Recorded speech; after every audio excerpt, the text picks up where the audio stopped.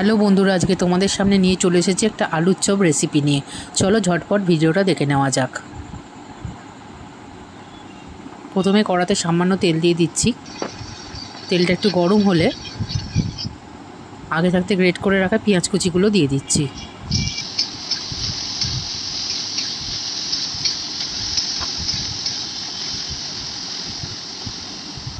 এবার দিয়ে দিচ্ছি আদা ও রসুন থেতো করে রাখা।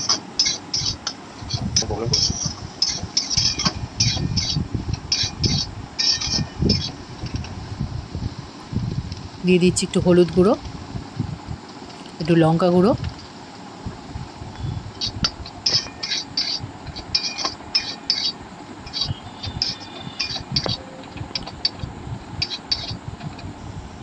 আগে থাকতে সেদ্ধ করে রাখা আলুটা ভালো করে ভেঙে ভেঙে দিয়ে দিচ্ছি।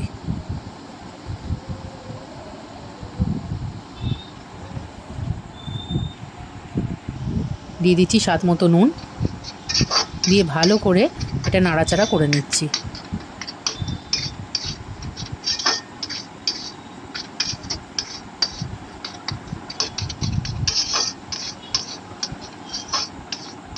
এবার দিয়ে দিচ্ছি একটা ভাজা মশলা, যেটা আমি আগে থাকতে শুকনো কলায় ভেজে রেখেছি, গোটা ধনে, গোটা জিরে ও সামান্য একটু গরম মশলা দিয়ে।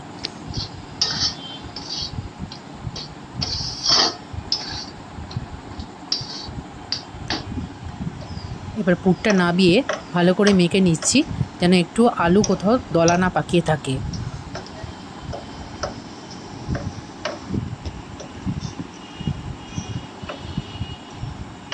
ভালো করে পুরটা মেখে নেওয়ার পর একটা থালাতে সামান্য একটু বেসন ছড়িয়ে দিচ্ছি।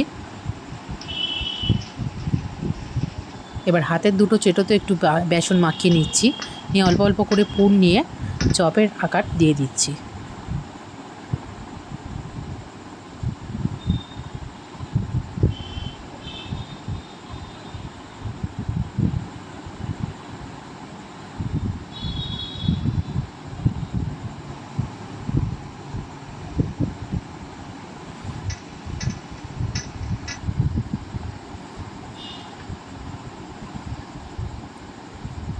এইভাবে প্রত্যেকটা চপ রেডি করে ফেলছি। আরও একটা পাত্রে পরিমাণ মতো বেসন নিয়ে নিচ্ছি। দিয়ে দিচ্ছি একটু হলুদ গুঁড়ো, একটু লঙ্কা গুঁড়ো, খানিকটা কর্নফ্লাওয়ার, একদম একটুখানি খাবার সোডা, অল্প একটু নুন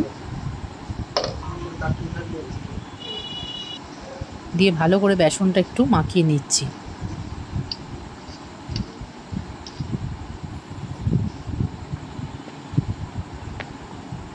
একটু একটু করে জল দিয়ে ব্যাটারটা গুলে নিতে হবে। খুব পাতলা হলে চলবে না, আবার খুব ঘন হলেও চলবে না। ব্যাটারটা যত ফেটিয়ে নেওয়া যাবে ততটাই ভালো চপ তৈরি হবে।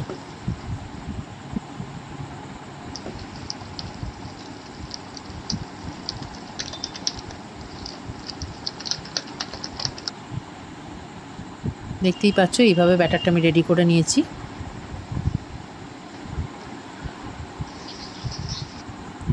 এবার দিয়ে দিচ্ছি কড়াতে পরিমাণ মতো সাদা তেল। তেলটা ভালো করে গরম হলে একটা করে চপ ওই ব্যাটারে ডুবিয়ে তেলেতে আস্তে করে ছেড়ে দিচ্ছি।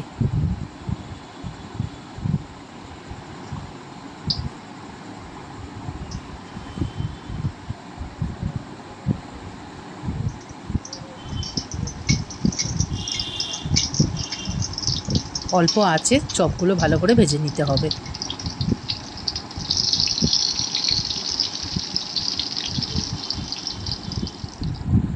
দেখতেই পাচ্ছ, একদম রেডি হয়ে গেছে আলুর চপ। এইরকম আরও নিত্য নতুন ভিডিও পেতে আমার চ্যানেলটাকে সাবস্ক্রাইব করে দিও, লাইক করে দিও এবং বেশি বেশি করে শেয়ার করে দিও।